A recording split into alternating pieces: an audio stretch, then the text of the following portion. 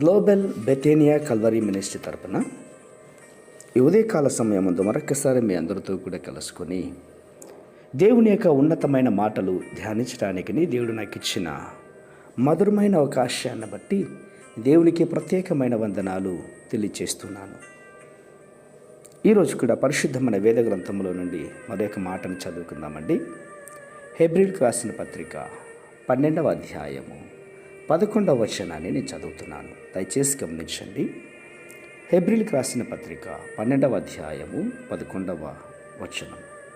మరియు ప్రస్తుతమందు సమస్త శిక్షయు దుఃఖకరముగా కనబడునే గాని సంతోషకరముగా కనబడదు.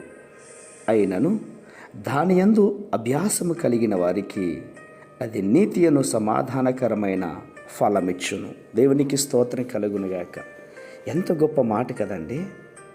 అవును, దైవ చిత్తము చేయటానికి మనము అభ్యాసం చేయాలట, అంతేకాదు దానిని కొనసాగించాలట. ప్రియులారా, రక్షింపబడినటువంటి ఆ ప్రారంభ దినాలలో ప్రభువారు తమ చిత్తమును చక్కగా బయలుపరుస్తాడు.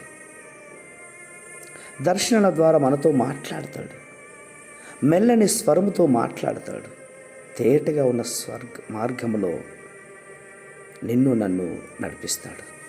కానీ ఆత్మీయ జీవితంలో మనము ఎదిగే కొద్దీ మనమే దైవ చిత్తమును కనిపెట్టుకోవాలి.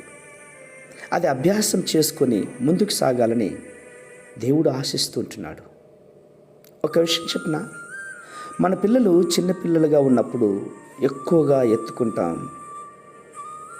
వారిని ఎత్తుకొని దారి పొడవునా వెళ్తాం. కానీ అదే పిల్లలు ఎదిగే కొద్దీ నడవాలని ఆశపడతాం. నడిపించడానికి ప్రయత్నం చేస్తాం. నడవండి అని చెప్తాం. అవును, ఆకాశ పక్షులు చూసారా? అవి ఎగరలేని సమయంలో ఆహారం అంతా తీసుకొచ్చి ఆ పక్షులకు పెడతాయి.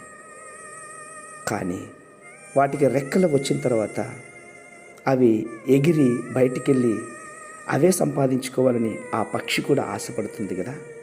అలాగే మనం వెళ్ళే ప్రతి దారిలో దర్శనాల ద్వారా కాకుండా విశ్వాసము అన్నటువంటి చేత పట్టుకొని నడవాలని దేవుడు ఆశపడుతూ ఉన్నాడు.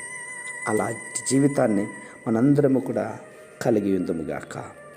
పరిశుద్ధమైన మా ప్రియ పరలోకపు తండ్రి, మా జీవితాల్లో ఎంతో అభ్యాసం కలిగిన వారుగా ఉండుటకును, మీ మార్గములలో మేము నడువటకు కావలసిన విశ్వాసమును ఈ మాటలు వింటున్న బిడ్డలందరికీ మీరు అనుగ్రహిస్తున్నందుకే స్తోత్రాలు అర్పించుకుంటూ చిన్న ప్రార్థనను మా రక్షకుడిని యేసయ్య బట్టి అడిగి వేడుకొని పొందుతున్నాం మా తండ్రి. ఆమేన్, ఆమేన్, ఆమేన్.